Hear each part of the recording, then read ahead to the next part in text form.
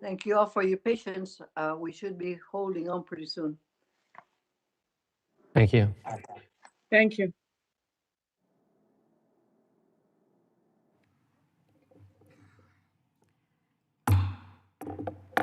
Meeting will come to order. I ask unanimous consent that the chair be authorized to declare recess at any time during today's hearing. Without objection, so ordered. For members participating remotely, if a member is experiencing any connectivity issues or any other technical problems, please inform the committee staff as soon as possible so you can receive assistance. I'll make a good faith effort to provide every member experiencing any kind of connectivity issues will have an opportunity to participate fully in the proceedings.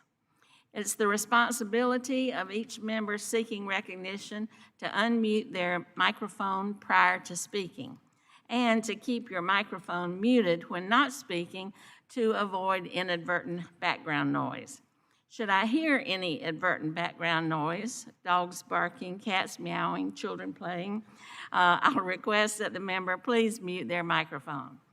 And finally, to insert a document into the record, please have your staff email it to documentstni@mail.house.gov.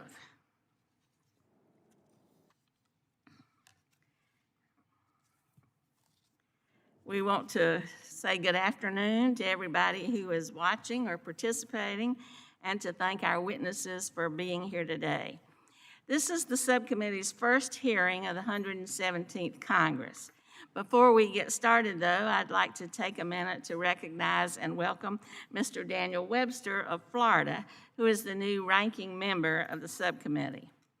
Our subcommittee has the distinction of being the most productive of any of the subcommittees under transportation and infrastructure, and I look forward to working together with Mr. Webster to keep that record going as we advance policies and programs that safeguard the lives and livelihoods of the communities we serve. Today's hearing is entitled Building Smarter: The Benefits of Investing in Resilience and Mitigation. These are two intertwined topics that have enjoyed bipartisan attention and cooperation in the past. The Federal Emergency Management Agency is perhaps responsible for the most significant amount of dedicated funding for pre- and post-disaster mitigation, and it leads the whole of federal government strategy to build a more resilient nation. Ranking Member Webster is no stranger to these issues.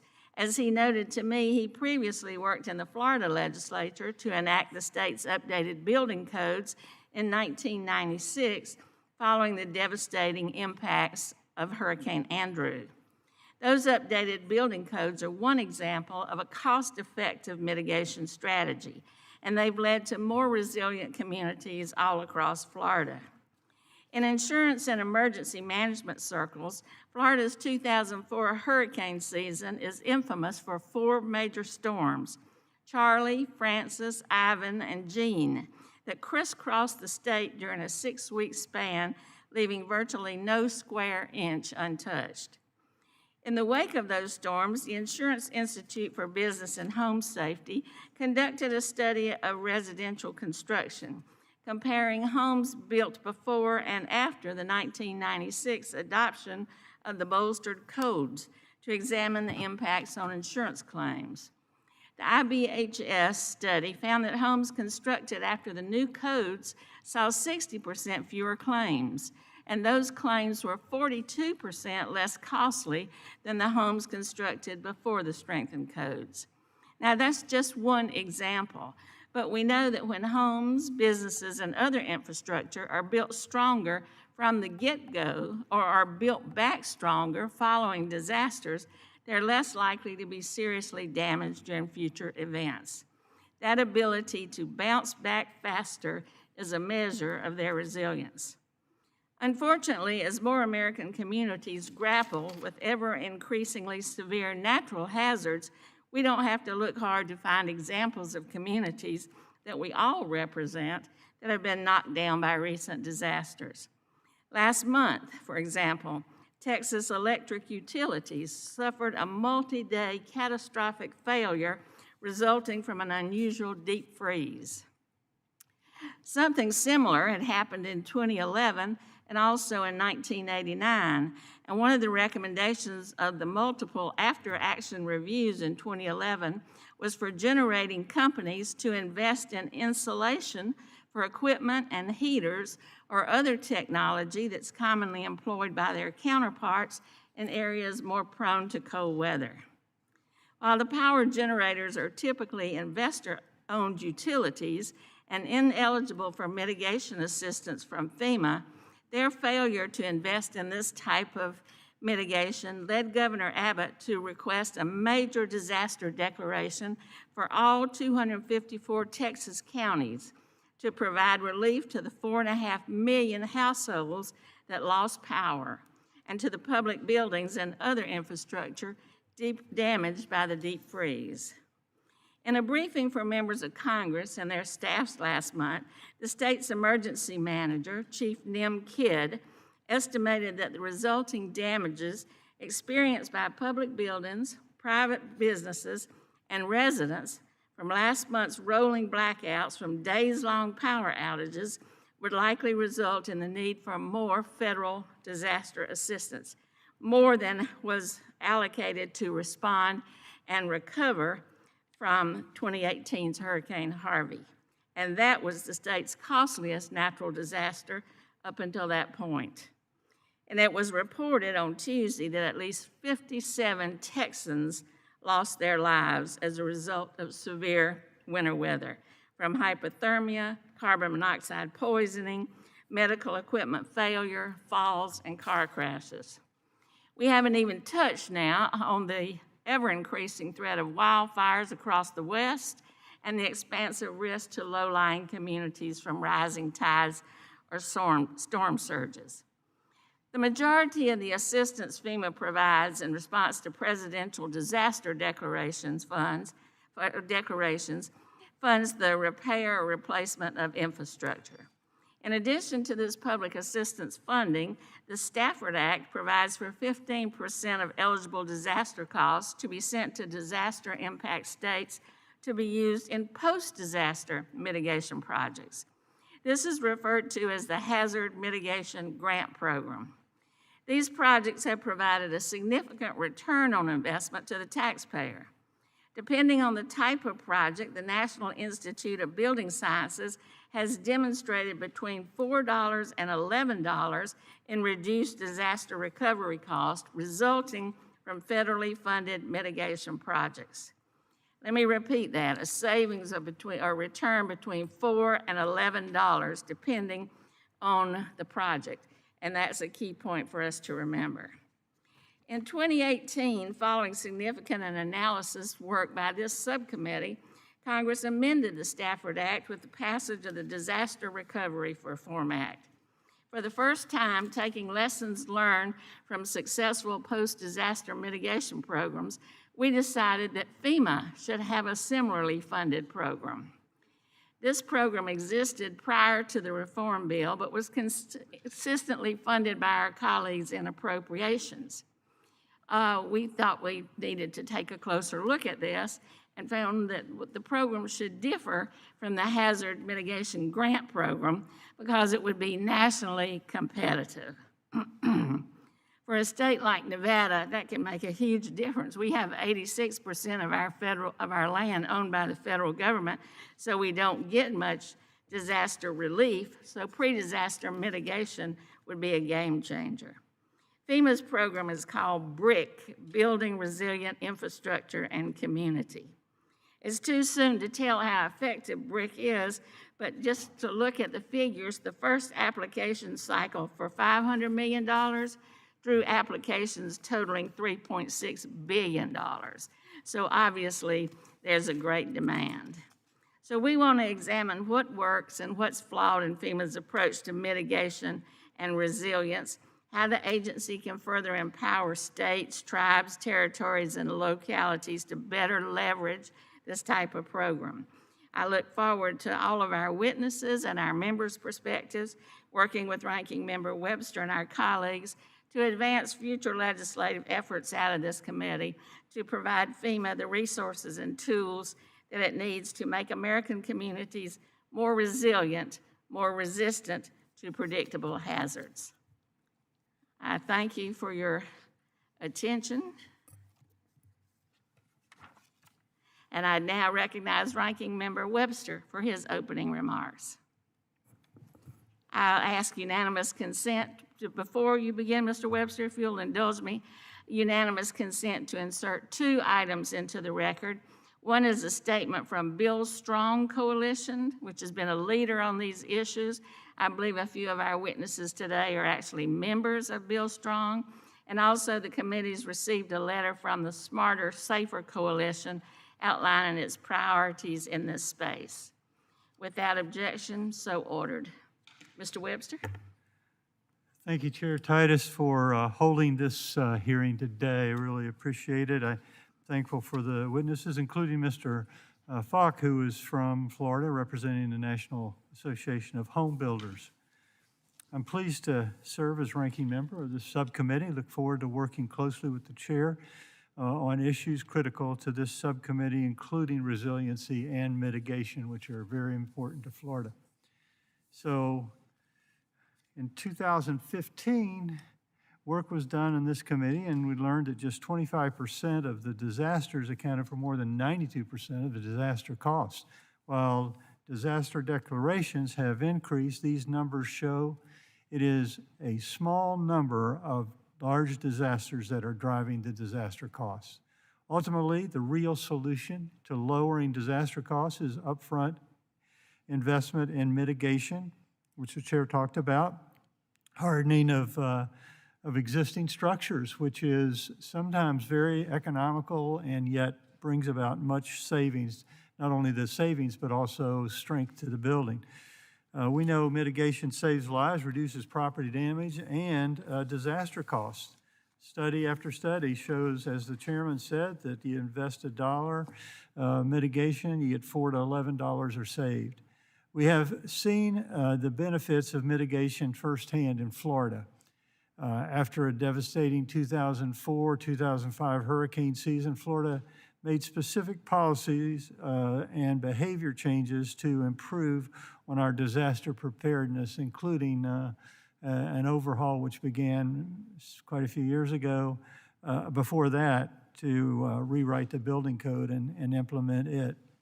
The cornerstone of these changes was mitigation through resilient construction techniques and improve communication and coordination between the state and local agencies. Florida worked with industry leaders, home builders, insurance industry, and other stakeholders on a regional basis approach, recognizing that a one-size-fits-all does not really work, and leveraging incentive groups and other avenues to help manage costs to consumers. These investments in mitigation help to protect Florida communities against hurricanes, flooding, and other hazards. Whether it's hurricanes, floods, or wildfires, ensuring the investments make sense and are cost efficient is important to ensuring the effectiveness of that. I look forward to hearing from the rest of the witnesses and today, and this is an important topic.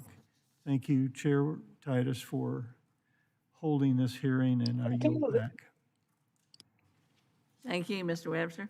Before recognizing our witnesses, I would ask for Mr. DeFazio, the Chairman of Transportation and Infrastructure, his opening remarks. Thank you, Madam Chair. FEMA's been busy. It was quite a year.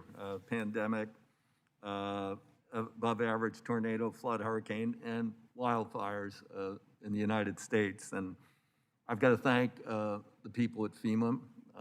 There were a lot of parts of the last administration that became pretty dysfunctional. FEMA did not, and they were able to deliver. And I appreciate all the people who engaged in that hard work. You know, the building resilient infrastructure and communities, the BRIC program, as you call it, is totally oversubscribed. The demand is phenomenal.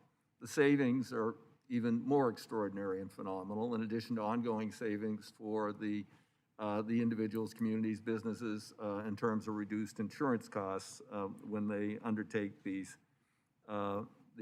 activities. In October, I led a bipartisan letter with Ranking Member Graves, Chair Titus, and then Ranking Member Katko to FEMA Administrator Gaynor and OMB Director Vaught, urging them to set aside the full $3.7 billion brick for COVID. Unfortunately, they ignored that and they set aside only $500 million. I'm hopeful that that can soon be corrected by this administration. And also, when we did the DRRA, the Disaster Recovery Resilience Act, I think that was the last Congress, or the Congress before, I can't remember anymore. We established post-disaster hazard mitigation grant programs for FEMA for fire management assistance. And I think there are activities that need to be expanded and considered under that program. For example, you probably can't move an entire community out of the wildland-urban interface when it comes to fires. But in the case of Blue River, my district, the fire was started by a wire that fell from a pole with a severe and absolutely unprecedented, unusual wind out of the northeast, which doesn't happen, but hey, a lot of weird things happen these days. And, considering to put the utilities underground, it's an additional cost, but it's a one-time cost. You're not going to have to put back the poles again, or maybe put back the poles and start another fire again, and then go back and put the poles back up, et cetera. So I think that we need to expand our view of what kinds of activities will be acceptable. And I don't believe all this investment has to be borne directly by the federal government. Going all the way back to 113th Congress, I worked with Representatives Reed, Pascrell, and Diaz-Balart to introduce the Disaster Savings and Resilient Construction Act, which we will reintroduce.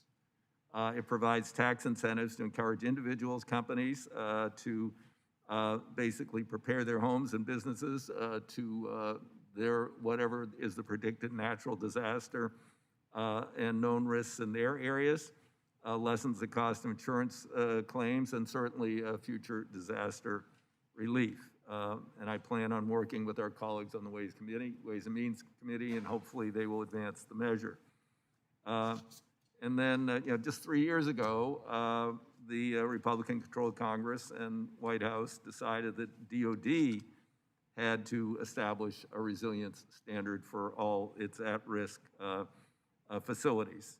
And they all had to be, everything critical had to be a minimum of 2 feet above base flood level elevation. If it's good enough when the federal government invests money in the Pentagon and its bases, I think it should be for all federally funded infrastructure. And we'll be looking in our surface bill to build back resilient. And then during our February markup, my friend from Louisiana, Representative Garrett Graves, offered an amendment to set aside $500 million of the $50 billion we gave to FEMA disaster relief to be used to establish a national flood standard. I'm certainly open to working with him in pursuing one. Our colleagues, Mr. Price of North Carolina and Mr. Zeldin of New York, have recently introduced legislation with a similar goal, which has been referred to the committee.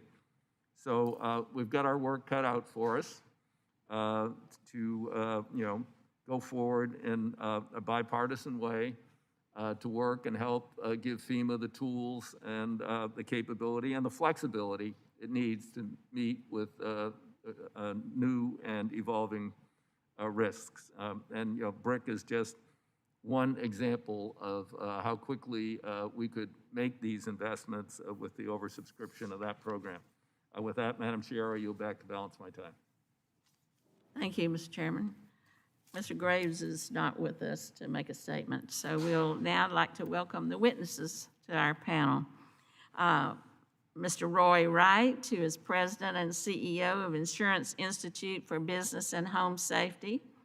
Ms. Velma Smith, Senior Government Relations Officer for the Pew Charitable Trust, Mr. Ben Harper, Head of Corporate Sustainability, Zurich, North America, Mr. John Falk. Would you like to say something about him, Mr. Webster?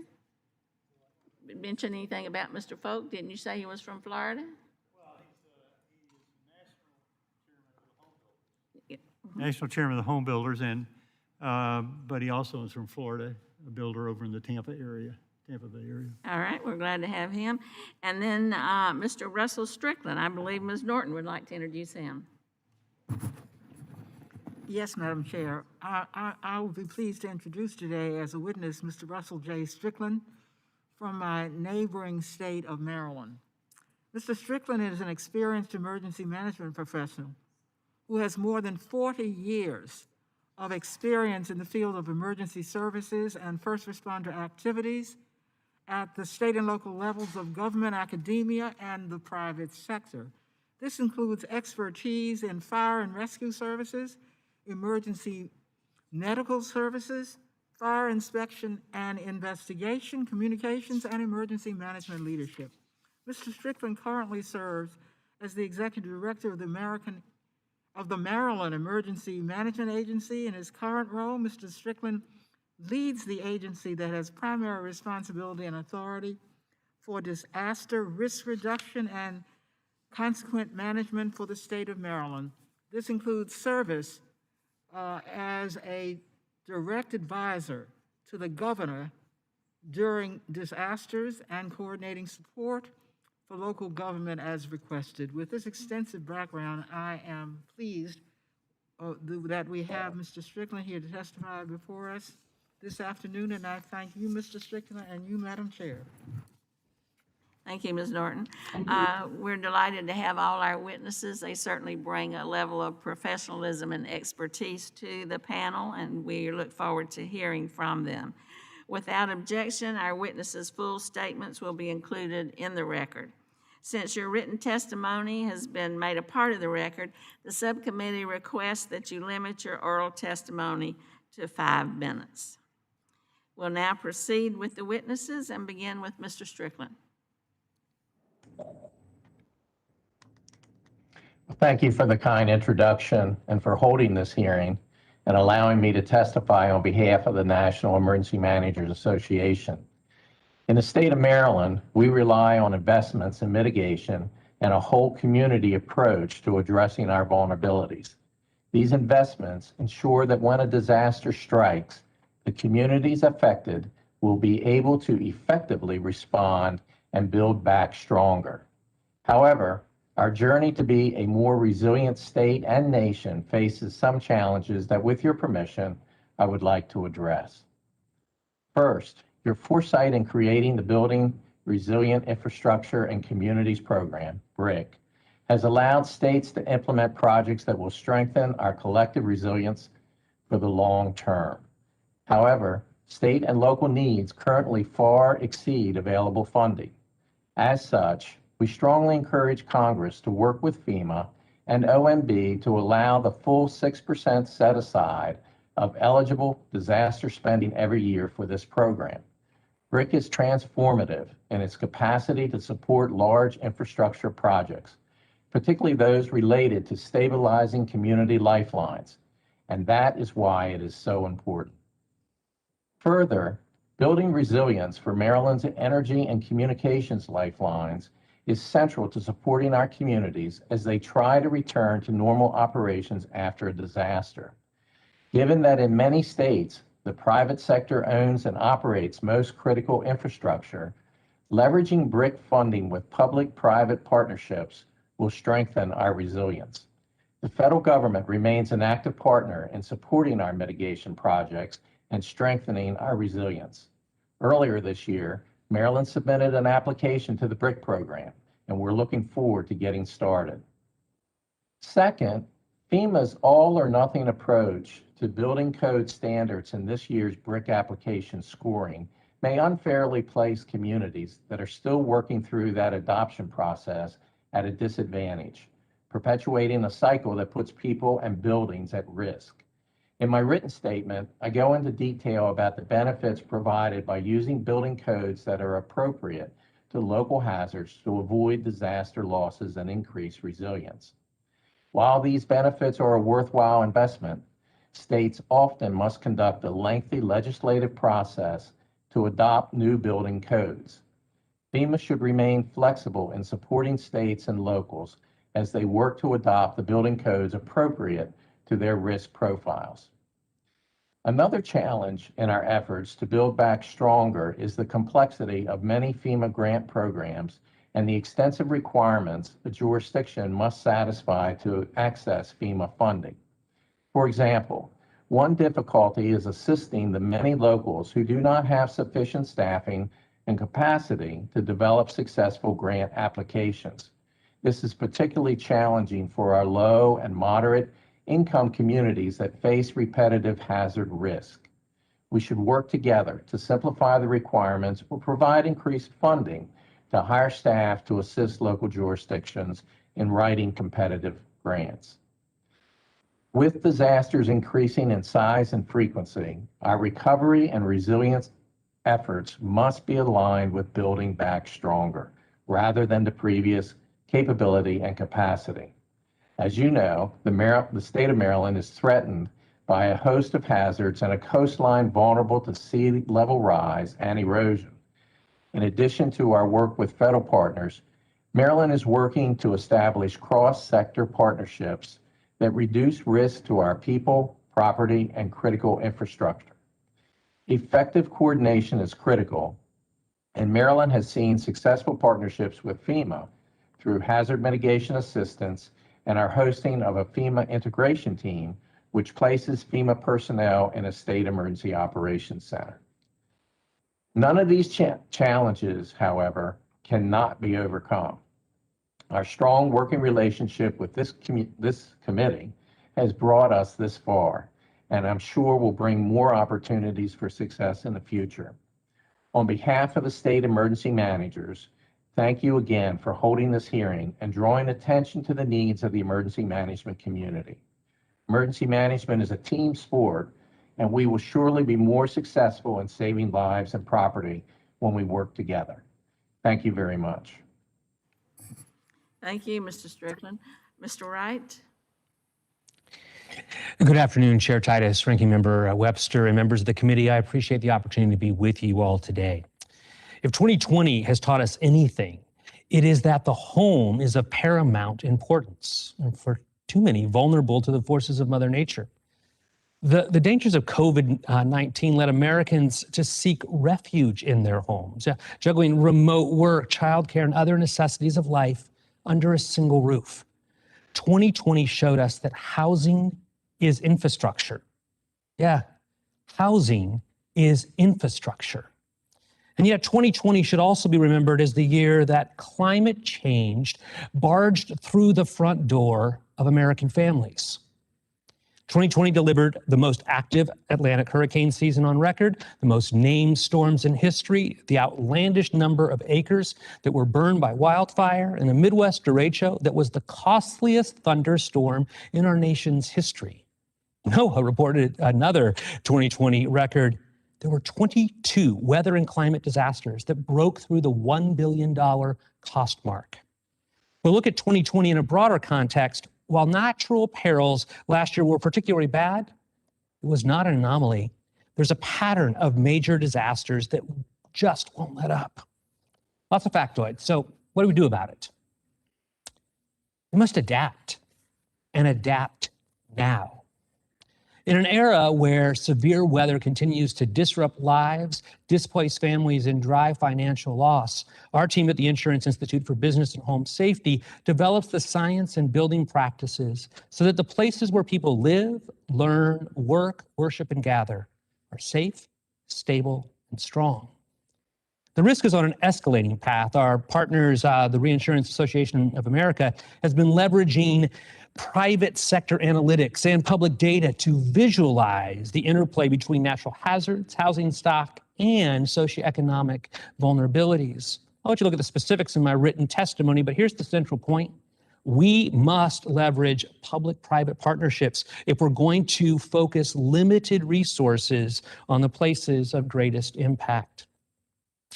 As IBHS studies wind, rain, hail, and wildfire, we see specific and actionable pathways that will bend down these risk curves.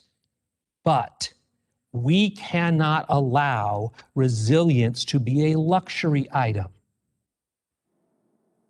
Home and community resilience cannot be the exclusive option of the top 2 quartiles of income in this country. So, some congressional pathways for strengthening the resilience of American homes. First, encourage strong statewide building codes. As you contemplate legislation, target those investments at places where we can spur new and sustained commitments by states to using modernized codes. We need the total investment to grow, not just switch out local dollars and replace them with federal grants. For those Americans who have the means to take actions, we need to nudge them to do so with resiliency tax credits like the bipartisan bill that Chairman DeFazio mentioned. And where the pathway to home resilience is not readily affordable, we need to use national and state policy mechanisms to achieve our goal. The BRIC program could be better calibrated to fund residential resilience projects. What would it look like if we had created community disaster resilience zones, a derivation of the Build America bonds that drove private sector funding to address natural disaster risk of exposed communities, particularly focusing on underserved socioeconomic areas? Next, we need to prioritize resilient infrastructure. The cascading disaster in Texas last month put a clear spotlight on something we've known but have long ignored. The resilience of homes is intrinsically connected to the resilience of community infrastructure, especially water and energy. As Congress works with the Biden administration to develop an ambitious infrastructure bill, we urge this subcommittee to champion resilience and climate change adaptation as central objectives of that legislation.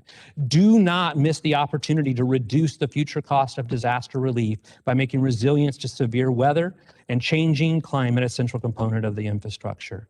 We need to extend this to public buildings. You all know this quite well with Category E under the Stafford Act. Stop incentivizing communities to skip insurance because they know FEMA will simply pay the bill. In closing, Americans are not powerless against severe weather. It is possible to reduce the damage inflicted today and into the future. Meeting this pressing need will require an all-of-the-above approach. I look forward to your questions. Thank you very much, Mr. Wright. I like your comment, climate change barged through the front door of American families. I may have to use that, but I promise I'll footnote you if I do. It's all yours. Thank you. We'll now go to Ms. Smith. Thank you, Chairwoman Titus, members of the subcommittee. Thank you on behalf of the Pew Charitable Trust. This afternoon, I'd like to just underscore a few of the points from my written testimony. And as others have noted, bottom line is we're losing the battle with extreme weather. The couple of points to note, the Congressional Budget Office has warned of an estimated average cost to the federal government of at least $17 billion every year. That cost only for losses associated with hurricane winds and storm-related flooding. Presidential disaster declarations since 2000, we totaled up the obligated amounts for repairing or rebuilding utilities, public buildings, water and wastewater facilities, and other assets, excluding emergency work. We're talking $67 billion. But as others have said, we can do better because pre-disaster mitigation pays. The National Institutes of Building Sciences, as the chair and the ranking member have noted, give us the figures of how much we could be saving for every dollar spent. But even as we slowly work our way to correct the problems with buildings and infrastructure at risk today, we fear that we add to the problem with new investments that don't have ample protections. This sort of short-sighted spending should stop, and it can. There are already important instances of resilience investment that show us what can be gained and what is possible. Take the case of the Texas Medical Center, devastated by Hurricane Allison, but restored with resilient features to be strong enough to withstand the ravages of Harvey.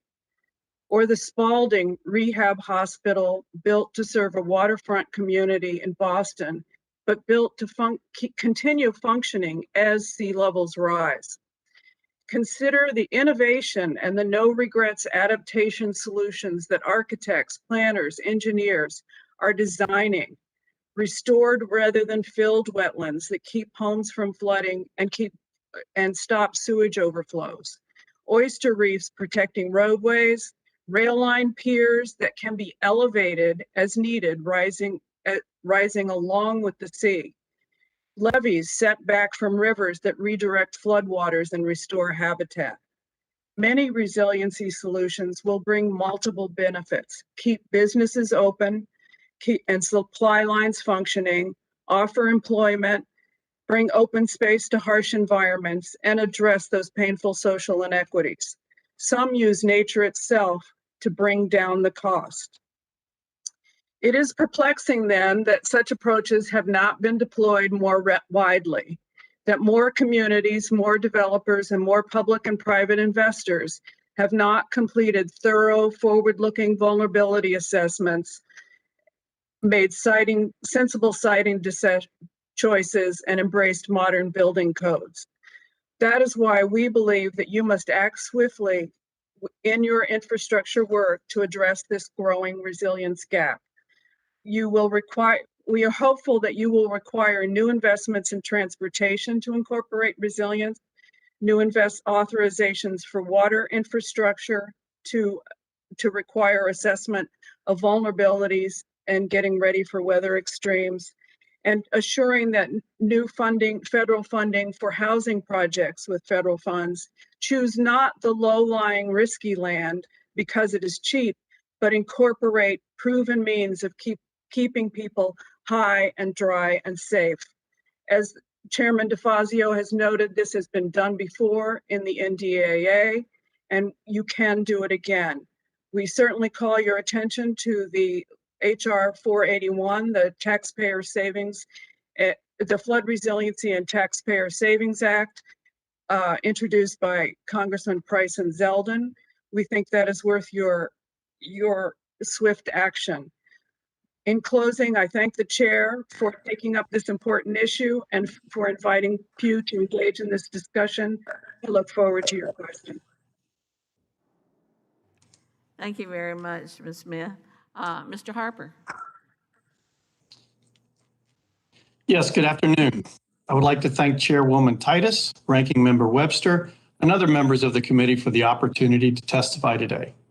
My name is Ben Harper, and I'm the head of corporate sustainability at Zurich North America. I'm a civil engineer by training and sit on the sustainability advisory committees for the American Society of Civil Engineers, the National Academy of Sciences Transportation Research Board, the Insurance Institute for Business and Home Safety, and others. I appreciate the opportunity to discuss the critical importance of investing in resiliency and mitigation as we seek to reduce loss from disasters and speed individual and community recovery. Zurich North America is part of Zurich Insurance Group, a leading multi-line insurer that has been serving its customers in global and local markets for over 150 years. Our role as a global insurer provides for a unique perspective as to the required response and on urgency of the need to respond. My testimony is focused on the importance of physical resistance from natural hazards, but as risk managers, we fully recognize the interconnected nature of risk. Using our core risk assessment skills to respond to some of the most significant long-term societal and environmental trends, we have identified climate change as perhaps the most complex risk facing society today. It is intergenerational, it is international, and it is interdependent.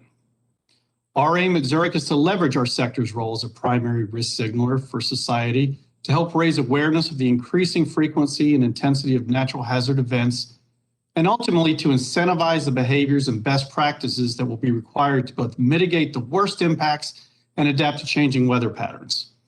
We do this because Zurich's mission is to protect individuals, businesses, and communities, and simply because it's the right thing to do. Furthermore, from an industry perspective, we do this because the impact of extreme weather events is escalating. And without enhancing resiliency and mitigation measures, many assets may simply become uninsurable. The property casualty industry has a tradition of being at the forefront of disaster mitigation. For example, in the late 1800s, several historic fires consumed vast areas of our largest cities, including New York, Chicago, and San Francisco. Recognizing that the new normal of tightly packed, dense construction greatly elevated fire hazard, the insurance industry sounded the alarm for adding sprinklers, fire breaks in construction, and other mitigation techniques as a necessity to maintaining community continuity. The industry was forced to send risk-based price signals, which is a technical way of saying insurance will be prohibitively expensive or simply unavailable in some cases if you do not adapt to these practices. Given the trends that are occurring in the frequency and severity of weather events, we are again sounding this alarm. Investing in mitigation measures, including resilient infrastructure, nature-based solutions, and low-carbon technologies is required if society is to continue to operate with the continuity and resiliency that is expected. It is encouraging, however, that these changes require minimal investment in comparison to the benefits received. The 2019 analysis of the benefits of building resiliency into infrastructure systems in developing countries suggests that the extra cost of building resistance into these systems is only 3% of overall investment needs. However, when taken into account both the capital costs and operating costs of the asset, in most cases, the total life cycle cost will be lower in a hardened, resilient structure. In our own post-event studies, conducted after significant flood, drought, and wildfire events, our analysis shows that every $1 spent on resiliency upfront resulted in $5 savings in post-disaster. Like the integration of fire safety in modern construction, the necessity of which is unquestioned today, so should be inclusion of resiliency in building and infrastructure. Earlier in this testimony, I noted the concept of interconnected risk. This is a fundamental concept in risk management, which is directly applicable when managing physical risk as we've been discussing. For example, if we provide business interruption insurance for a casino operating on the Mississippi coast, which is built with hardened, resilient components, we need to also consider the supporting infrastructure that can have a direct impact to that insured. In this example, the value of the resilient building is limited if the casino is fully capable of operating after a major weather impact, but the roadways leading to the facility are damaged and impassable. This is just one example of why it is fundamental to consider the supporting infrastructure when building a complete, resilient environment. I also note the urgency in addressing these issues. Just 2 weeks ago, the American Society of Civil Engineers published their 2021 America's Infrastructure Scorecard, which gave the U.S.'s infrastructure an overall grade of C-, which sadly is an improvement from the previous score of a D+. Simply put, we are at a crossroads with regards to aging structures, and combined with the significant increase in severe weather events, we can no longer afford to deploy temporary Band-Aid fixes. And without proper resiliency standards as an integral part of all vertical and horizontal construction, we will simply be in the same situation we are facing today, with increased perils without proper preparedness, and all at a significant cost. Thank you, and I look forward to some of the questions. Thank you, Mr. Harper. Mr. Folk?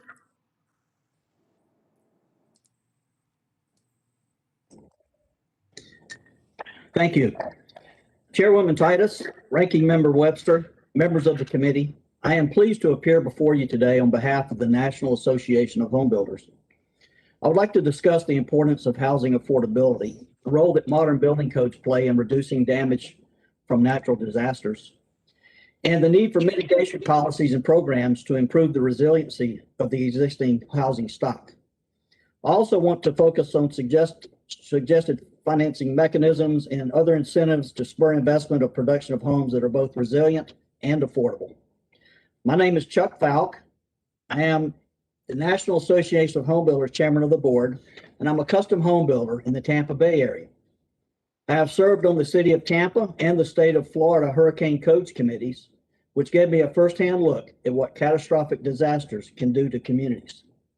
The unusual number of significant disasters over the past several years has been sobering, igniting a nationwide dialogue about risk, resiliency, and mitigation. NEHB has been actively engaged in these discussions, and we have been a longtime leader in the drive to make homes more resilient. To do so, we have repeatedly demonstrated commitment to sound federal disaster and floodplain management policies and cost-effective, market-driven resiliency solutions that maintain housing affordability while balancing the needs of growing communities. Housing affordability is a real concern for many consumers. It is a 10-year low for single-family market. Almost a third of the nation's households pay more than 30% of their income for housing. NEHB estimates if the median U.S. new home price goes up by $1,000, more than 150,000 American households will be priced out and no longer able to afford the American dream. Recognizing this crisis, Congress must factor in housing affordability when looking at solutions to build more resilient communities. Numerous proposals from legislators and stakeholders have suggested that mandates and more stringent building codes, such as the use of the latest published codes, are the answers to improving residential resiliency. We strongly disagree. Many of the code provisions are too prescriptive, too costly, and would do very little to improve resilience. That's because homes built to modern post-2000 building codes are resilient, and making significant updates are unnecessary. Evidence from FEMA and others support the fact and demonstrate that modern building codes have been very effective in preventing the destruction of homes due to various storms, fires, and earthquakes. For example, after the 2018 hurricane in Mexico Beach, Florida, studies showed that homes built post-2000 remained standing, while older homes did not. It is imperative that Congress recognize the importance of defining the latest published building code as one of the two most recently published editions of codes. This definition is essential, as it provides states with the flexibility they need to follow their own code adoption, implementation, and enforcement processes, while remaining eligible for federal funds and other assistance. It is also important for state and local governments to be able to tailor building codes and amend them as necessary to fit the needs of their communities and protect their citizens. Modern codes are intended to be flexible. What is best for Nevada is not best for Florida. Another important factor in the resiliency discussion is the role of existing housing stock. 98 million homes out of the nation's 124 million homes were built before 2000. This older housing stock was not subject to the modern building codes that are now in effect. It is imperative that Congress focus on improving the older homes, structures, and infrastructure that are less resilient to natural disasters. Federal incentives, tax credits, grants, and other assistance programs would go a long way to facilitate and help fund the upgrades needed to ensure our homes and communities are ready for the future. These practical solutions will also ensure that working families have access to safe, decent, and affordable housing. In conclusion, we urge Congress to take a practical approach when seeking to mitigate the effects of future natural disasters. Relying on existing building codes, heeding the expertise of state and local governments, focusing on improving existing housing stock, and providing incentives is the best way to encourage greater resiliency in the nation's housing stock. This will also preserve housing affordability for new and existing homes. Thank you for the opportunity today to testify before you. Thank you very much, and I apologize, it's Mr. Falk, not Mr. Folk, so thank you for being with us. That's okay. I now ask unanimous consent that members not on the subcommittee be permitted to sit with the subcommittee at today's hearing and ask questions. Without objection, so ordered. I'd now like to recognize members of the committee for questions. Each member will be recognized for 5 minutes of questions, and I'll start by recognizing Chairman DeFazio. Thank you, Madam Chair. Appreciate the opportunity to go first. Just to any members of the panel, we're looking at major investments in water infrastructure, both wastewater and drinking water in the infrastructure package upcoming in the next couple of months. I found in my district that plastic melts in severe fires, and obviously then you have issues with seismic that could relate to other substances. What do you think is, I mean, how are we going to deal with this? I think maybe the last witness was talking about sort of localities. I guess you would assess what your risks are, what your biggest concern is, and then try and attempt to rebuild the infrastructure in a way that deals with that.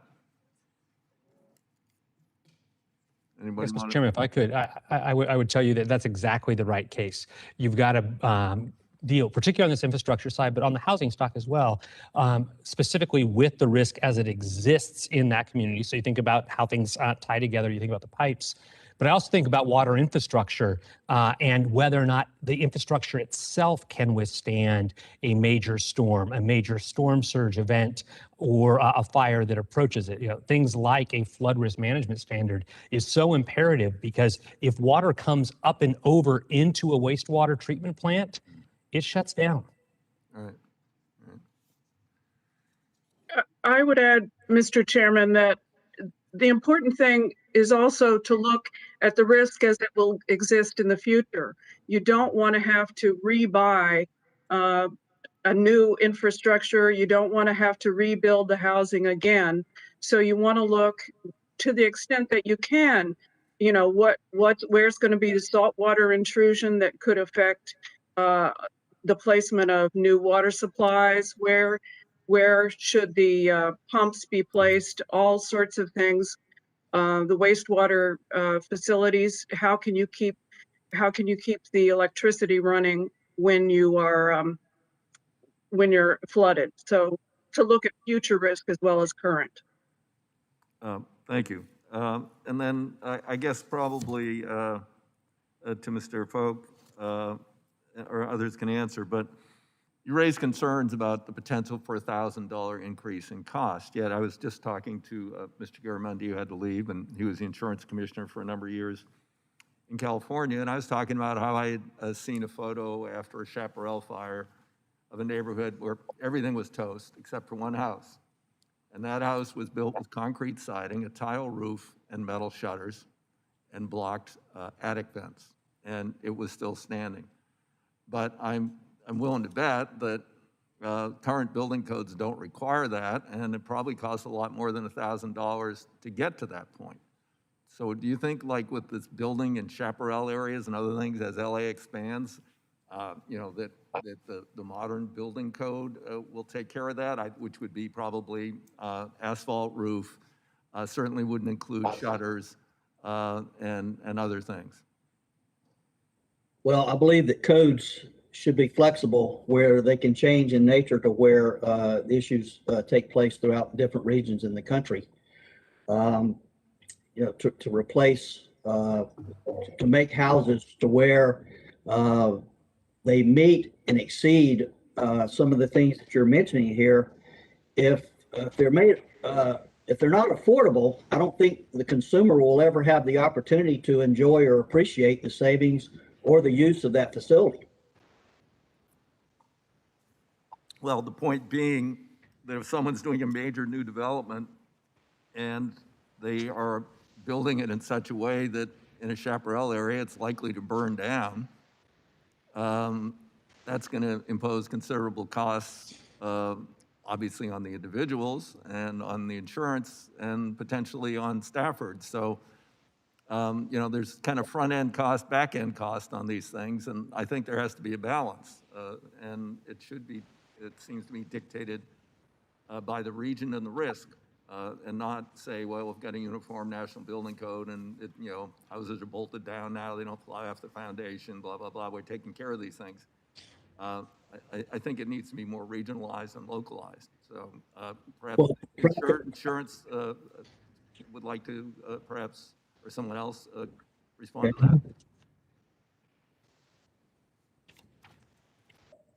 Sure, thank you for the question. I would echo your comments that you know, there's a national building code and there's a need for regional codes as well.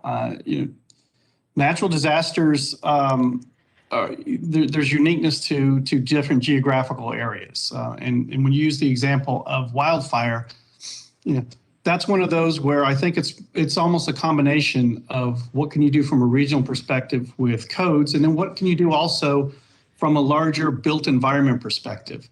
How can we use public lands and parks to create buffer zones? How does zoning can be used to reduce exposure by mandating clustering of the built environment, creating defensible space and ensuring transportation networks are interconnected. So, codes can be used to influence building styles, building materials, and landscapes. So I think there's several tools in the toolbox, but I would agree that there is very unique regional components to what we're trying to do here. But I think we also have to look at all our possible tools that we have, including the built environment in which that structure is sitting. Thank you. Thank you, Chair. Thank you. Mr. Webster?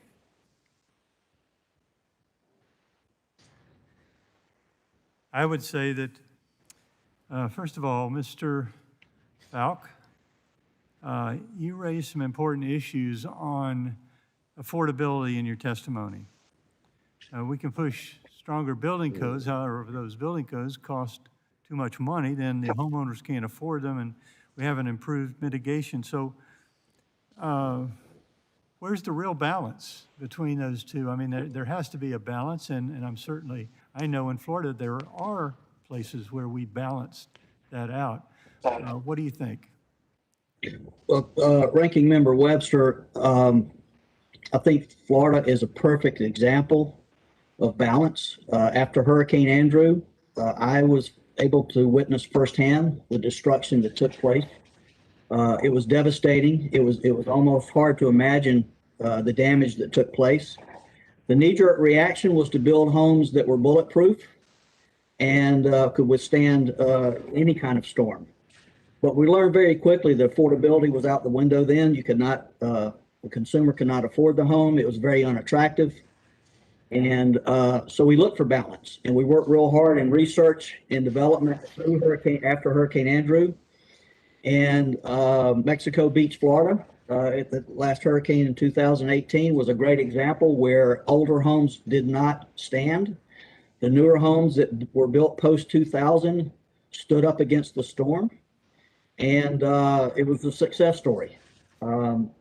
We learned a lot about Hurricane Andrew and the research that took place there, and the practices that have happened afterwards have been a success story in Florida.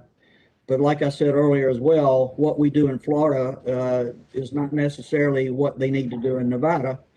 And therefore, the codes need to be flexible throughout the country in different regions. One size doesn't fit all. How can we support homeowners with existing homes in improving their resiliency and at their properties? Well, if funding was available for existing homes, I think there's the commerce is out there where companies will come in and bring your house up to current codes. Things that we learned that were very simple were application of windows, strapping of the trusses on the building, and installation and application of the exterior doors and garage doors. Some of these items here that I just mentioned would be very cost effective and add value to the home and also add safety to the homeowner. So can you tell about your work in Florida, for which you were typically used as a model for building codes and mitigation, and how flexibility to address those problems and between affordability and the flexibility? Can you describe how you worked on that and your activities and planning? Well, we looked at first the failure of the homes in Hurricane Andrew when Hurricane Andrew happened. And from there, we looked at solutions, and we learned quickly that if the roof trusses were to lift, the exterior wall would collapse. Therefore, the entire structure would collapse. So we started out with strapping down the trusses, putting more rebar and concrete in exterior walls, and beefing up the exterior walls. In velocity zones, we made sure that we had velocity type windows, impact windows. And in the installation of windows throughout the state, we used more stringent application for installing the windows so that they weren't easily removed from high winds. And But another thing in Florida, Ranking Member Webster, that we need to pay attention to, and it's not a coastal problem, but the flood insurance issue. You know, it's set to expire in September, and we continue to put a Band-Aid on that. And so I would say to this committee today too, and I sat on a roundtable discussion with Congressman Charlie Crist a few years ago, and we began to look for solutions to the flood insurance issue. And so I think hand in hand, I think the insurance members on this call today will also agree with me that we need to quit putting a Band-Aid on flood insurance. And I'm not saying that because I'm from Florida, because floods are not a coastal issue. Thank you very much. I yield back, Madam Chair. Thank you. I'd like to ask a couple of questions myself, and this can go to anybody on the panel. We're trying to be the best stewards of taxpayer money, and we've reacted to a lot of this weather and that you've all mentioned by creating a number of disaster programs.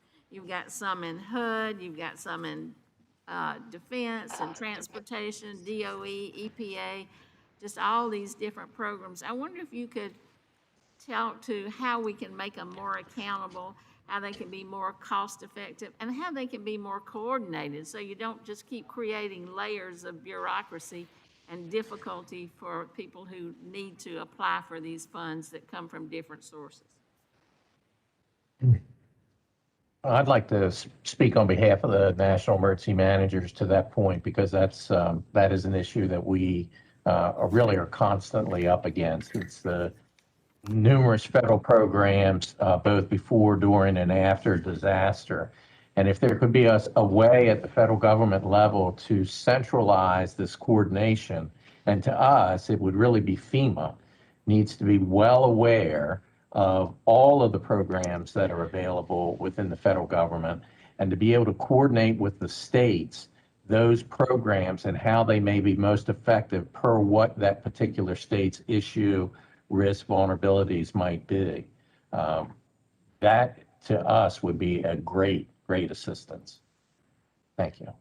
Madam Chair, if I could add perhaps a somewhat of a friendly amendment to Mr. Strickland's approach, that we see that this is an issue and it is important to try to harmonize and allow the various programs to work together, to have more flexibility on trying to match dollars from, NRCS at USDA with FEMA dollars for buyouts or something of that sort. But and I think allowing for projects that have co-benefits will be helpful. I'll go one step further. There is a national mitigation framework developed 7 years ago, and it's been revised once. And in that, they created a mitigation framework leadership group. It has all of the federal agencies on that group. In my prior role at FEMA, I got to lead that group. It has the right people at the table. They have the right conversations. But to be honest with you, Madam Chair, there is not a mandate legally, there is not a mandate from Congress that tells those individual programs with different departments and different committees of jurisdiction to make it simpler, to bring those efficiencies there. And so it's done far too ad hoc, it's done far too much of it's informal, because everyone's following their own organic act, their own legal framework. And to Mr. Strickland's point, it just becomes unreasonable by the time you're trying to implement it on the ground. Sometimes you get into jurisdictional battles among the agencies as well. Nobody wants to give up any turf or any budget.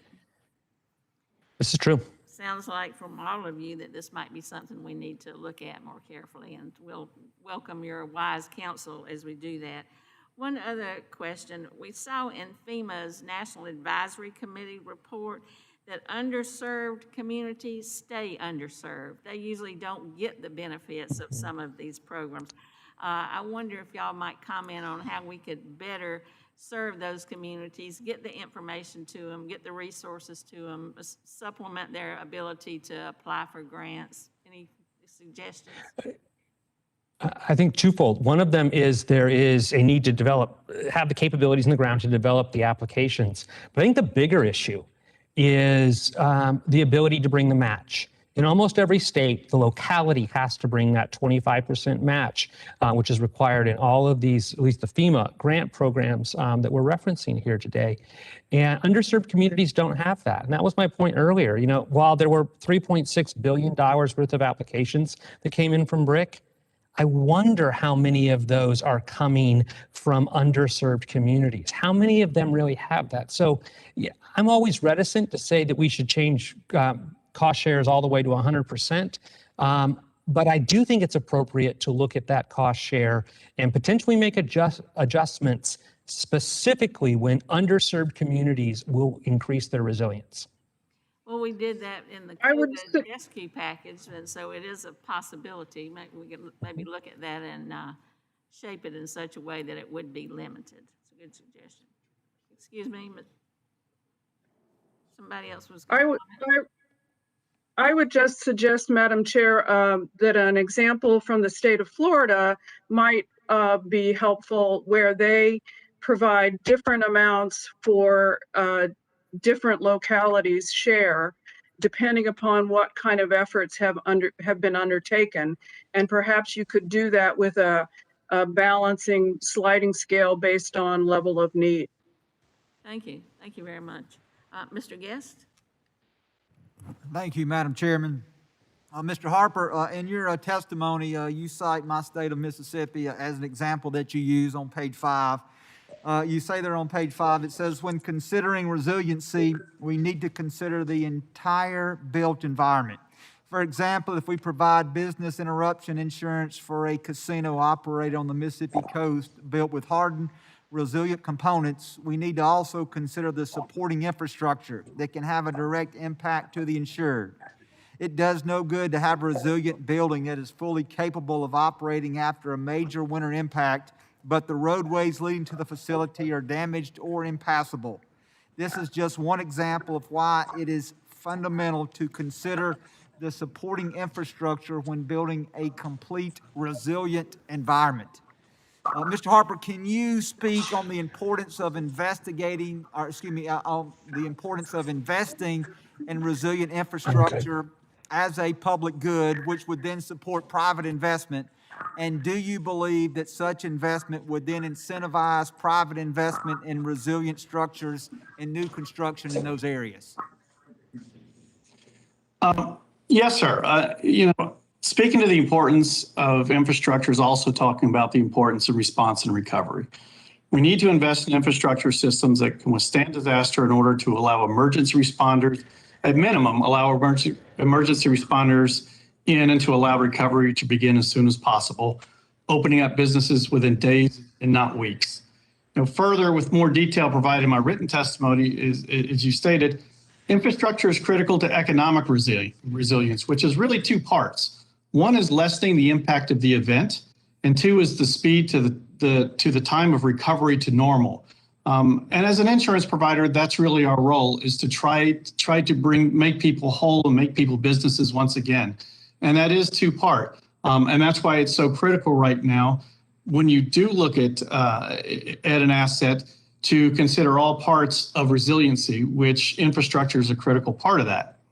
With regards to the second part of your question, I absolutely believe that investment in sound, resilient infrastructure will incentivize private investment.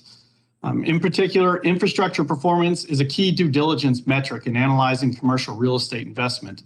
I mean, simply put, nobody wants to invest in a property with an above average chance to become a stranded asset. And even if there's development in a non-investment market, companies want safe access to and from their facility for both customers and employees. And that's why resilience has to be part of this. Resilience in infrastructure has to be part of the conversation. And continuing kind of along that same vein, in February, winter storms across the South devastated many local water and electric systems.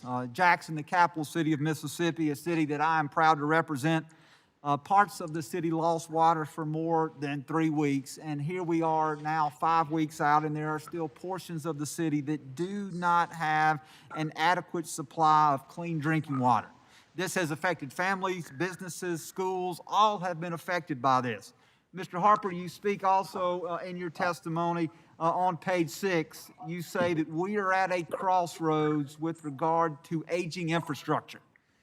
That combined with significant increase in severe weather events, we can no longer afford to deploy temporary or Band-Aid fixes. And so my question to you is, what fixes to our aging infrastructure can we make that will be most beneficial to the taxpayers? I think at this point, it's not only what fixes can we make, but what replacements need to be made. If you look at a lot of the aging infrastructure, so much of it was built post-World War II. And with the rapid growth in population in certain areas, that infrastructure, we continue to put Band-Aids on that. One example is stormwater systems in this country, which if you look at the ASC scorecard, I believe received a D-. That's just one example of the aging infrastructure that we not only need to look at it and say, hey, what can we do as a temporary fix, but has this reached the end of useful life, and would we be better served if we put those funds truly towards replacement with an eye for the future, recognizing that times have changed. We are living in an environment where the frequency and severity of storms is occurring at a much greater rate, and we need to plan accordingly for that. So, there's that potential that our existing infrastructure, even with certain upgrades, may still be inadequate. So we really need to look at that with an eye for what we expect to see in the coming years. Thank you, sir, and Madam Chairman, I yield back. Thank you, Ms. Norton. Thank you, Madam Chair, and I particularly thank you for this hearing. It's about something that the Congress just seldom does, investing ahead of time in order to save money in the long run. My first question is for Mr. Falk. I was interested in your question on your comments on housing affordability. My district and many others like it find that young people, for example, are living in apartments, men for 2, 4, or 5 are in that apartment. Housing affordability is a major concern throughout the country. Residents who most need to modernize their housing are the least likely to have the resources to do so. Could I ask you, therefore, how effective are tax incentives for low-income communities who don't pay enough taxes to get a credit for home improvements, and what other resources are there for them to modernize their homes? So could I ask that two-part? Well, thank you for the question. I think that it's important that there's financing opportunities for people in these areas. The older home stock in our country is the area that needs real attention, that needs construction to bring it up to being resilient. Affordability has become more and more difficult with regulations. 25 to 30% of a house before it's ever built, the cost of that house is in regulations. And there are people trying to make code changes out there that are companies that are promoting a product in commerce. So we need to trust research and use good data to make our decisions. But the financing opportunities should be out there and available to these areas that you're speaking of in your district, so that these older homes can be, the construction of those homes can be brought to date and have them be brought up to being more resilient. Yes, and I'm not sure how low-income people are going to be able to do so. I understand your answer. My next question is for both Mr. Wright and Ms. Smith, because you have focused on disadvantaged and low-income residents. The most vulnerable housing to face challenging upheavals in a disaster will come, will make it difficult for low-income and disadvantaged people. What ideas do you have for how Congress can focus resilience and mitigation on aid of some kind on those who are most vulnerable? That's for you, Mr. Wright. And Ms. Smith, a related question. You talk in your testimony about breaking silos to use infrastructure to deliver benefits to communities. How can breaking silos benefit high poverty, vulnerable communities? So that two-part question is for Mr. Wright and Ms. Smith. Well, thank you, Ms. Norton. I think that there are a number of pieces that are here. So clearly, when people have the ability to pay for it, we need to nudge them to go do it. Sometimes those kind of tax incentives will help. But I do think some ideas like the community disaster resilience zones, literally putting ways by which private investment would be incentivized to go into those areas, variations, or maybe in a more targeted way towards opportunity zones. First of all. Second of all, many of the times these people are renting. And this is a point where the HUD financing is there for those multifamily dwellings. They may be a renter, but there is federal money that is backing those pieces up.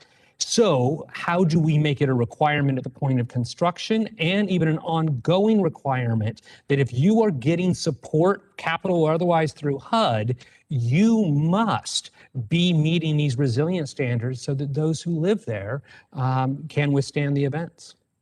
Ms. Smith? Yes, I would certainly second what Mr. Wright has said, is that in many cases it is the rental housing that suffers significantly, and a lot of those folks are renting and don't even recognize that there is a flood risk, for example. I'd go back to what Mr. Harper said. Some of the answer is a whole of community solution. You may be able to help those who are least able to help themselves by having better stormwater infrastructure and having better protection across the community, not just the housing itself. My testimony points out a really promising project by Enterprise Community Partners with Miami, the city of Miami, called Keep Safe Miami, where they're trying to work with housing portfolio owners, so the multi-housing portfolio owners, so that they can improve those housing units and protect the people who are their renters. Thank you, Madam Chair. Thank you. Ms. Gonzalez Colon? Thank you, Madam Chair, and the ranking member. And I was looking at the statements of all witnesses today, and of course, I think my constituents have had an intensive 4 years between hurricanes, earthquakes, and now the pandemic. And one thing is clear, and it is about not that those disasters are not coming to us, but how fast we can recover from them. And losing services, losing water, losing electricity, and in our case, even telecom, was something that we never experienced before. So there are some truths, basics here. First, natural disasters are never going to stop happening, and we need those mitigations measures so our infrastructure and housing businesses are prepared to face them.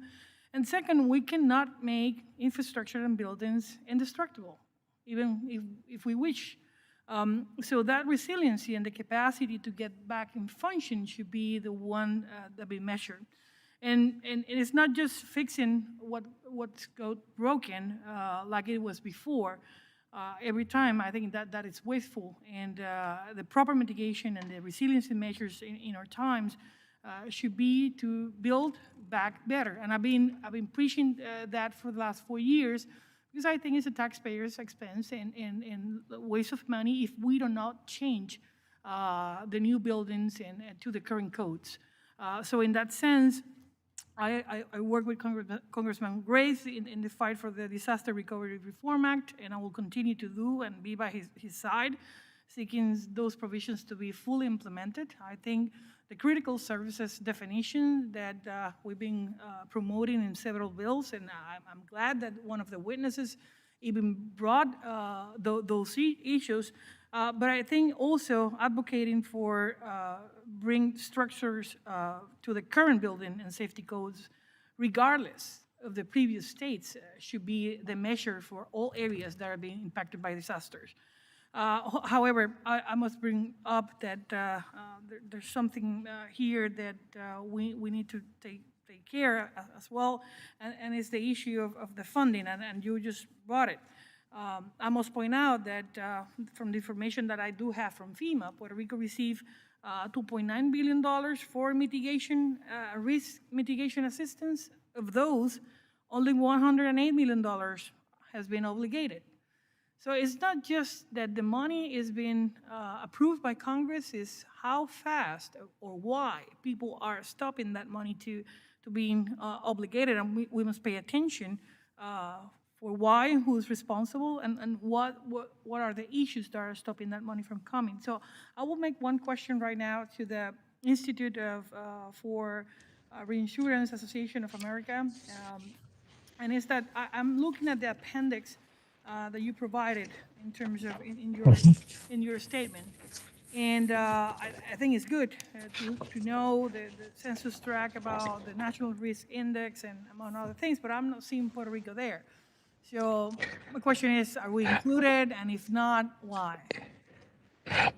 So thank you for the question. We included two illustrations in this, looking one in Florida and one in Nevada, and I'd be pleased to follow up with you and look at some of the particulars that are existing that apply there. It's built off of national risk inventory pieces from FEMA, as well as other private sector pieces, and we'll work with your staff to make sure that you can get yours as well.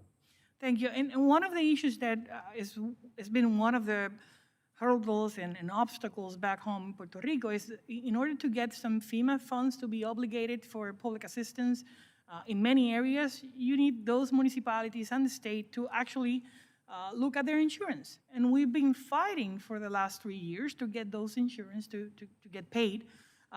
Some of them went into bankruptcy, so it's been a nightmare for a lot of private owners, including the government of Puerto Rico, just to make that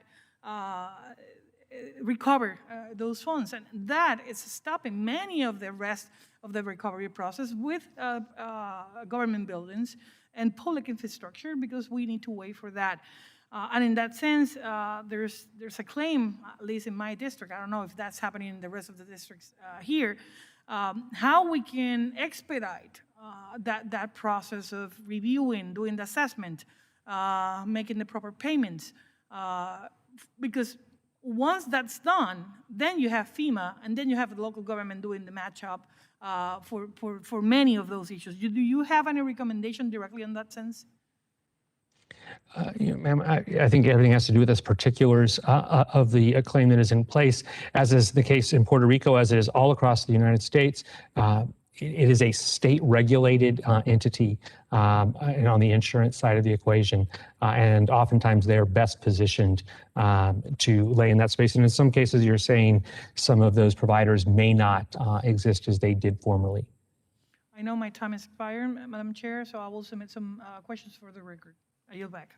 Well, we want to be sure that you follow up with the information on Puerto Rico to Ms. Gonzalez-Colon. We will do so. Right, thank you. Ms. Davids?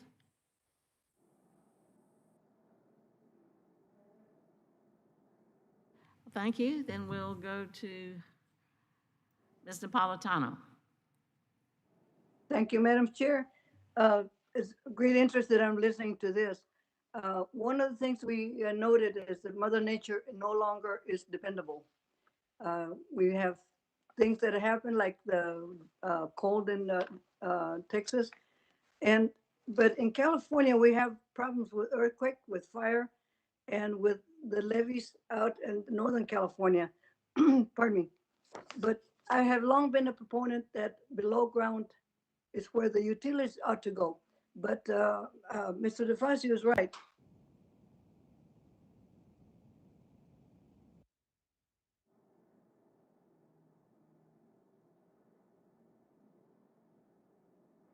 We lost you, Grace. I don't know if it's at your end or at our end. You want to try something, some magic?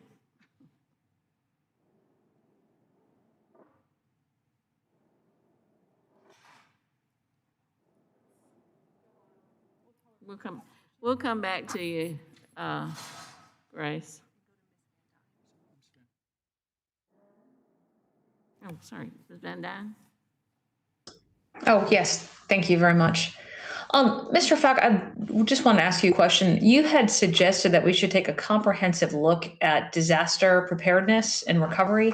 Would you mind elaborating on that? Uh,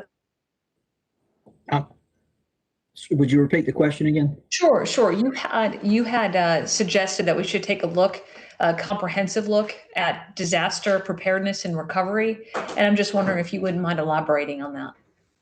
Well, I think if I spoke to that, it was in regards to the model that the state of Florida has been over the years, responding to hurricanes, preparing for future hurricanes and disasters that happen. I'm proud to say that I'm a resident of Florida and a home builder in Florida, and some of the requirements have been difficult for everyone to accomplish and adjust to, but the fruits of our labor have proven, like I said earlier, in Mexico Beach, the results that we saw from there. And but going forward, the state of Florida has done an outstanding job being prepared for hurricanes and the response we have when a natural disaster happens, and even strong winds can cause a lot of disaster or rain.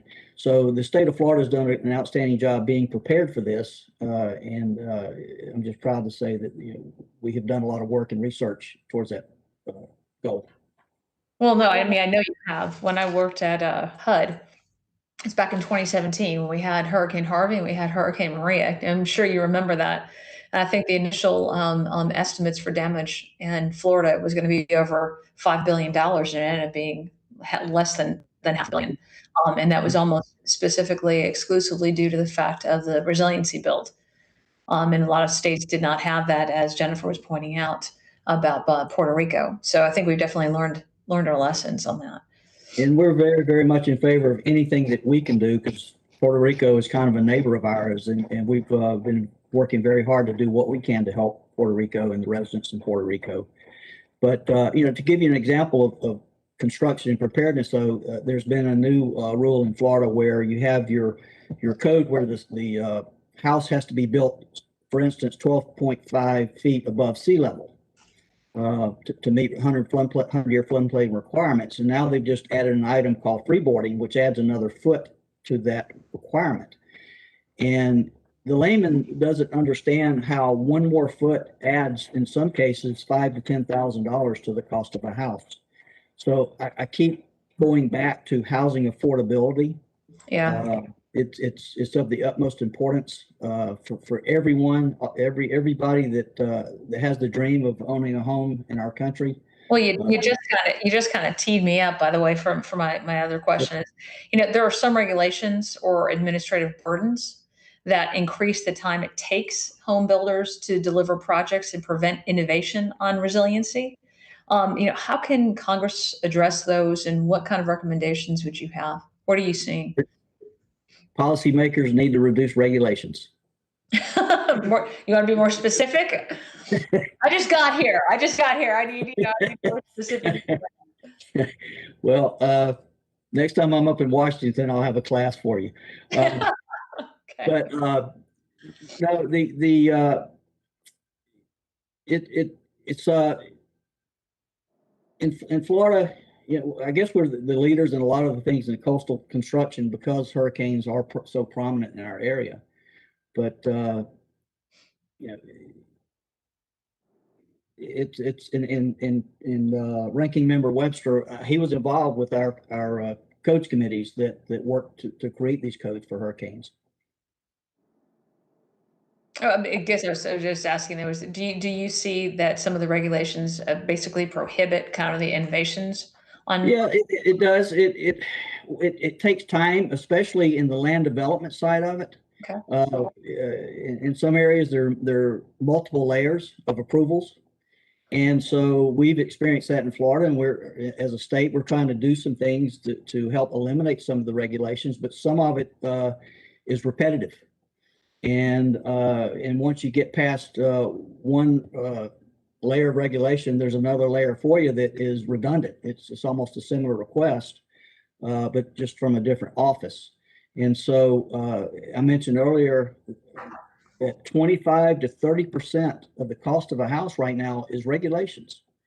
And majority of the regulations are attributed to the land development side of it.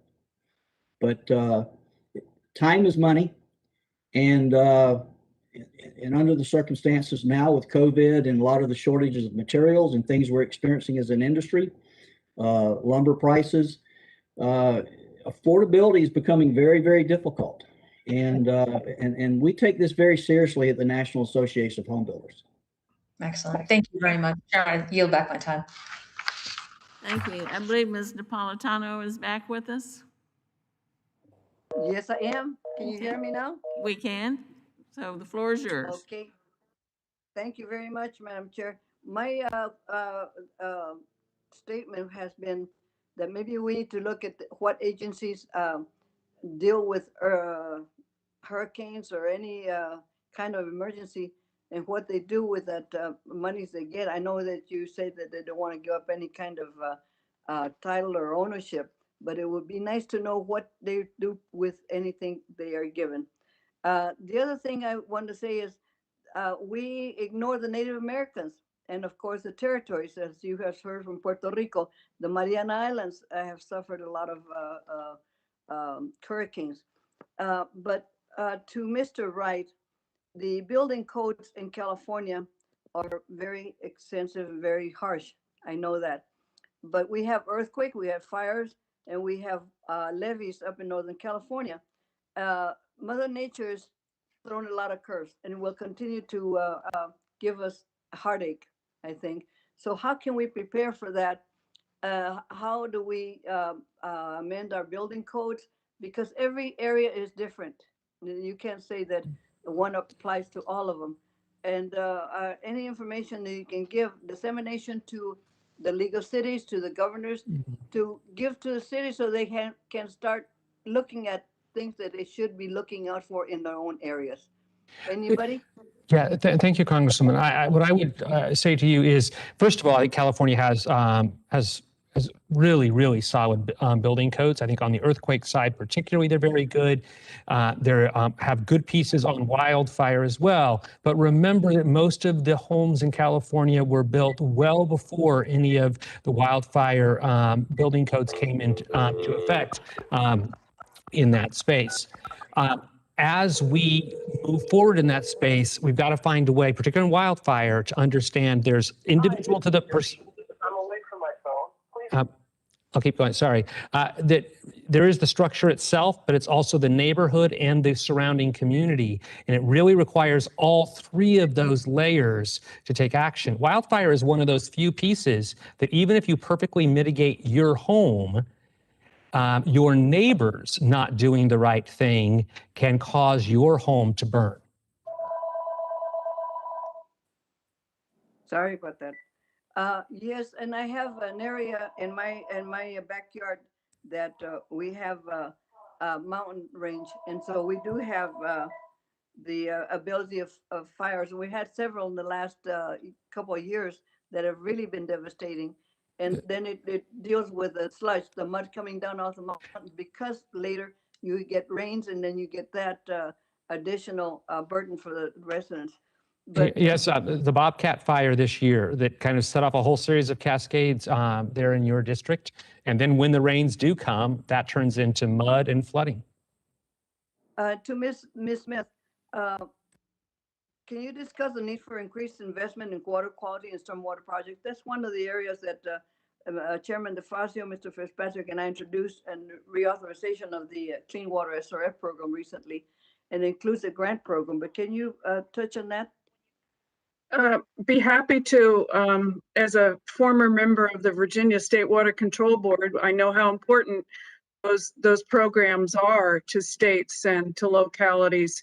And I do understand that, it was maybe 10 years ago, some of the leaders actually from California in the wastewater industry and the water utility industry we're calling it the era of assessment. So that there's a lot of work going on assessing vulnerability.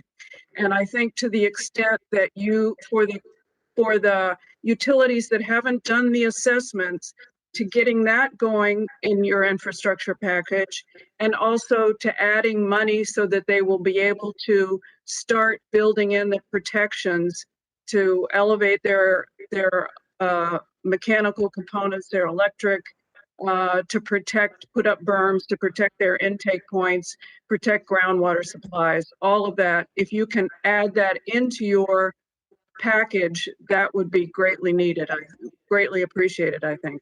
Well, we'd appreciate any comments you have to forward to the committee or to committee staff or to my office, and we will look at them and see if we can add them now. But I certainly like to thank everybody for being on here. It's interesting, back maybe 10 years ago, maybe more than that, I was looking at the insurance for the riverbed. And it opened my eyes to the fact that many people don't know, because there are renters that have the housing, and they don't hear about it, and they don't get the insurance, and they're at risk. Thank you very much, Madam Chair. Thank you. One thing that hadn't been mentioned is all these projects, whether it's assessment or mitigation or construction, result in the creation of jobs, and that's another plus that comes from all of this. Now go to Mr. Graves. Thank you, Madam Chair. And Madam Chair, I want to actually commend you for your statement and questions earlier about all of the different funding streams and resiliency programs across the federal government. I believe Mr. Wright, to some degree, covers it in his testimony as well. As we all know in this committee, we have nearly $100 billion in backlog Corps of Engineer authorized projects. We put $2 to $3 billion a year into the construction of those. You do the math and you'll finish them approximately never. In addition, we have the BRIC program, pre-disaster mitigation, hazard mitigation grant program, community development block grant, disaster recovery. You have NFIP's ICC program, federal highway program has an emergency program, the USDA, Natural Resources Conservation Service, on and on and on. And the problem is all of these programs, they're siloed. Now, Madam Chair, we worked with you, and I again want to thank Chairman DeFazio for the work we did on at least knocking down one wall between Corps of Engineer programs and the hazard mitigation grant programs. Look, if somebody's got a great idea for mitigation or resiliency in their communities, we should be incentivizing them to commingle the dollars and get these projects done, not installing barriers to that. And I want to turn to Mr. Strickland. Mr. Strickland, would you like to share opinions or just thoughts about the various funds of federal funds that can be used potentially for mitigation or for resiliency type investments, yet the programs coming from federal agency, or in some cases even the same agency, aren't allowed to be commingled, which therefore prohibits completing projects? Do you think that's something we should be addressing? Absolutely, and that's something our association has been very interested in. And it really came to light, particularly with some of the disasters in North Carolina, where there's the pre-disaster mitigation money, and then there's also the post-disaster mitigation money, and then the opportunity for the funding out of HUD with the Community Development Block Grant. And the challenge of trying to line those programs up so they can complement each other and truly make a long-term difference, what I would call really pushing forward the future of mitigation, making it transformational. I know North Carolina had some real challenges with that and worked very heavily with you all on that, as well as at their state level. But we constantly run into that where we have money from 2 or 3 different federal programs, but we can't use that money to be part of the match to another program. Then we'll run into situations where the National Highway Administration has coverage of the center of the roadway, after a disaster, but FEMA has the left and right of the roadway. It's It amazing. becomes very cumbersome and challenging to get through that. Thank you. And Madam Chair, look, I remind you, part of the dysfunction, or perhaps a lot of it, is our fault. I mean, in the Congress, the House Financial Services Committee has jurisdiction over the Community Development Block Grant Program. Candidly, I think that really is something that is related to disasters and should be more so under this committee's jurisdiction. But thank you, Mr. Strickland. Mr. Wright, I really enjoyed reading through your testimony. There are a lot of things in here that I think are really insightful based on your extensive experience with NFIP. Actually, one thing I maybe disagree with, and I just want to ask you to clarify. You said that we should permanently authorize the Community Development Block Grant Disaster Recovery Program, and I wanted to understand, do you believe that that specific program should be reauthorized or should be permanently authorized, or do you believe that a long-term recovery program should be authorized? I think it is a long-term recovery program, CDBG-DR being the one that Congress has been using. The principal reason to say it needs to be permanently authorized is right now it's a whole new program that starts up every single time. It can have very different rules. It would be better if there were some predictable pieces to CDBG-DR, thus our recommendation that it have a permanent imprimatur from the authorizers as opposed to just getting filled up by the appropriators. Thank you, and I think that objective is what we really should be focusing on. And just to remind the committee, we worked with Congresswoman Plaskett and introduced legislation that actually do a FEMA long-term recovery program within this committee's jurisdiction that would achieve the objectives.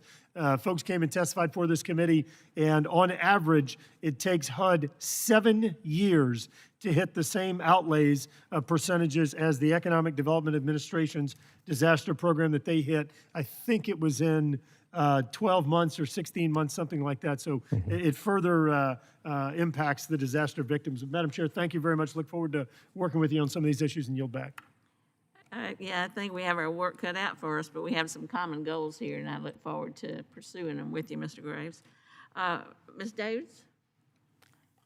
Thank you, Madam Chair. And I'd actually love to follow up on what Congressman Graves brought up a couple of minutes ago. You know, I represent Kansas's 3rd district. We're pretty centrally located. We have one of the largest intermodal hubs in the country, and we happen to also have the confluence of the Kansas and Missouri rivers. We are, unfortunately, studies have shown that the Kansas City metro area is likely to be one of the most impacted metropolitan areas because of climate change.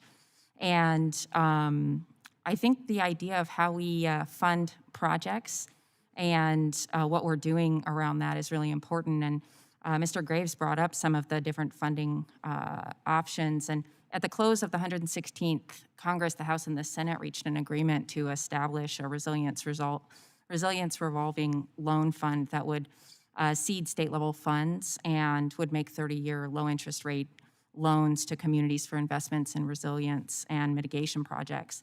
And that loan option is one that's worked well on water infrastructure. I'm curious, Mr. Strickland, from your perspective as a state leader on this, in this space, if you could provide the subcommittee with some of your thoughts on this new funding option. And maybe we'll be looking to Maryland for ways to utilize this new option.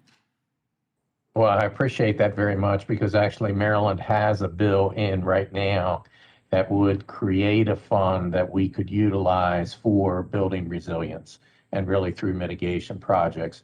Several other states have done the same thing, and I think it's in the cooperation between the state governments and the federal government with this project that we'll really be able to make some strong headway, particularly where we build these funds and we ultimately have some of the match requirements that are available for the other grant programs as we move forward. So we're 100% behind that.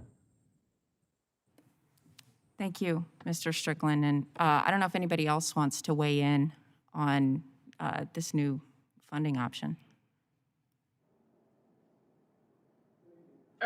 I would add from the Pew Charitable Trust that we certainly see a revolving loan fund concept as that construct can help build institutional capacity and knowledge that can be shared. So it's a good approach. We had backed that specifically for flood, but think it makes sense to do it as well across the board. So we're very supportive. If I could, I'd go just one step farther down this line. I think as we look at the larger amounts of dollars that are available in a BRIC program or other kinds of recovery pieces, the ability to bring match will be a gap. If this revolving fund is put in place and adequately filled up, I think it really becomes a reservoir for people to be able to take actions far faster than they would be able to do if they were simply waiting. Thank you. I appreciate that. And I yield back. Thank you. Well, I'd like to thank our panelists very much for your information. Your presentations have been very helpful. We'll want to pursue some of the things that we've talked about today, and we'll look to you as a resource. Are there any other questions? Mr. Webster, any comments? Well, then, in that case, I don't see any questions, so again, thank you all for participating. I'll ask unanimous consent that the record of today's hearing remain open until such time as our witnesses have provided answers to any questions that maybe have been submitted to them in writing or provide information that was requested by the members during the hearing. I also ask unanimous consent that the record remain open for 15 days for any additional comments and information submitted by the members or the witnesses to be included in the record of today's hearing. Without objection, so ordered. Thank you again, and the subcommittee stands adjourned. Thank you. Okay, thank you.